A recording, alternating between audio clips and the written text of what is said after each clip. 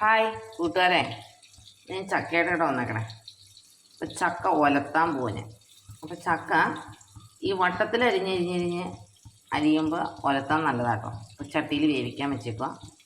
മഞ്ഞൾപ്പൊടി ചേർത്തു, ഉപ്പും ചേർത്തു, കറിവേപ്പിലയും ചേർത്ത് ഒരു 3/4 ഭാഗം വെള്ളം ഒഴിച്ചിട്ടുണ്ട്. ഇതുണ്ടോ, തിളച്ച് വന്നു തുടങ്ങി. അപ്പോൾ മൂടി വെക്കട്ടെ കേട്ടോ.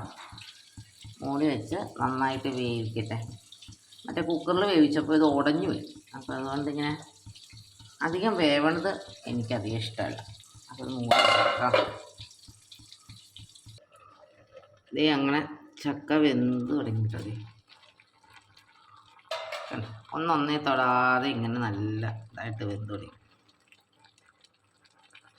ഇനി വേണ്ടത് ചുവന്നുള്ളി വേണം, വെളുത്തുള്ളി വേണം, ഇടിച്ചൊലത്തിയ മുളക് വേണം.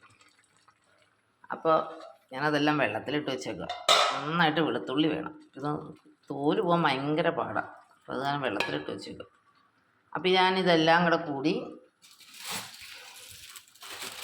ഇതുണ്ട ചുവന്ന മുളക് ഇതെല്ലാം കൂടെ എടുത്ത് ചതച്ച് കൊടുത്തിട്ട് കേട്ടോ. ഇങ്ങനെ ചീഞ്ചട്ടി ചൂടാക്കി വെളിച്ചെണ്ണ ഒഴിച്ചു കടുക് കൂട്ടിക്കൊണ്ടിരിക്കുക കേട്ടോ. വേണ്ടോ, നല്ലോണം വെളുത്തുള്ളി ചുവന്നുള്ളി കൂടി അങ്ങോട്ട് ചതച്ചു. എന്നാലും വെളുത്തുള്ളി ഇതിനെ ടേസ്റ്റ് കൂടി. കറിവേപ്പില അങ്ങോട്ട് ഇട്ട് നോക്കിക്കട്ടെ. പിന്നെ ഇതാ ഇടിച്ചൊലത്തിയ മുളക്, പിന്നെ തേങ്ങ എൻ്റെ വെച്ചിട്ടുണ്ട്, എടുത്തോണ്ട് വെച്ചാൽ കേട്ടോ. ഇതേ നന്നായിട്ട് മൂത്ത് കൊടുക്കും. അപ്പോൾ ഞാൻ എന്ത് ചെയ്യണമെന്ന് അറിയാമോ, ഞാൻ കുറച്ച് തേങ്ങയും കൂടെ ഇടും.